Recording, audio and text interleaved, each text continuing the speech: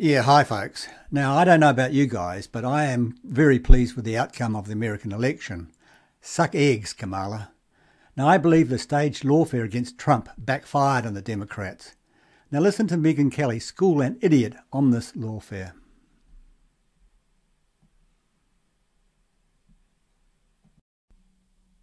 I wonder how you think, as with family members, in the, that are cops, how you look at the other cases, and if you think there's any validity to them. Because there are five cases we're talking about. He's guilty of the first three so far out of three.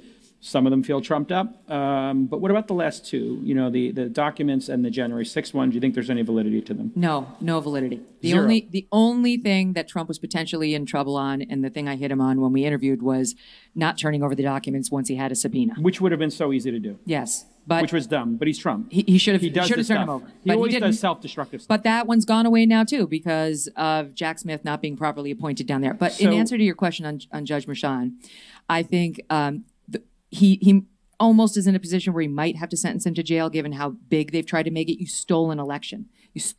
But it would be at a suspended sentence. It would be immediately appealed.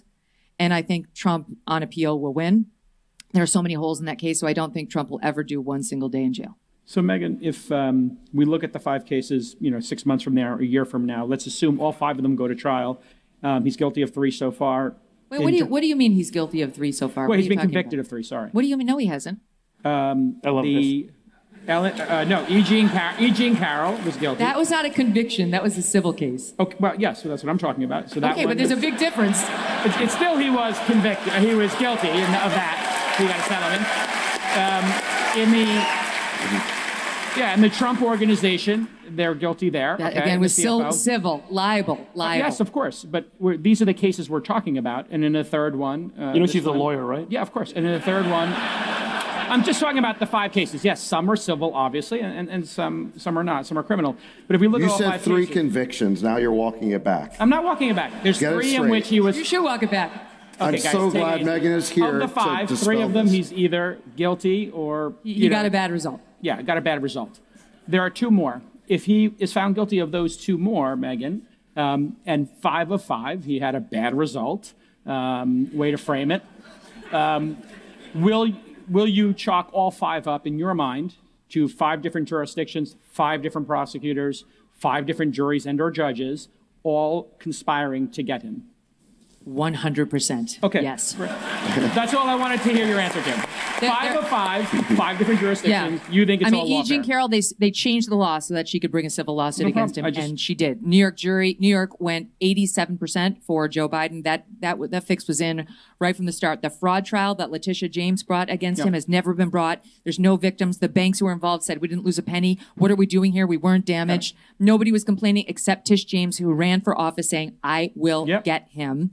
Then you have Alvin Bragg, who's a George Soros-funded prosecutor who doesn't like to prosecute any crime in New York City, where I lived for 17 years, except if your name is Donald Trump. Let's go down to Georgia, where Fani Willis and Nathan Wade couldn't keep their libidos in check long enough to actually bring this case against Donald Trump. It's a repeat of what was happening in January 6th up in the case with Judge Chutkan, who loathes Trump and has sentenced almost every J6 defendant to way more jail time than their counterparts would get. Those are falling apart because of presidential immunity, which was handed down by the Supreme Court, who said you cannot bring a criminal case against a sitting president for any official act. Those cases have been gutted. Also a Supreme Court ruling saying the same on January 6 defendants in general. And that leaves us with Florida and the documents. And Trump has torn that apart because Jack Smith wasn't properly appointed and isn't the right counsel. But there are other issues. They haven't even gotten to presidential immunity there. And so that one's going nowhere as well. And by the way, they're going to appeal it up to the 11th Circuit. She just threw it out. The 11th Circuit is conservative, and thank God so is the current Supreme Court. They're not going to tolerate that nonsense. Let me ask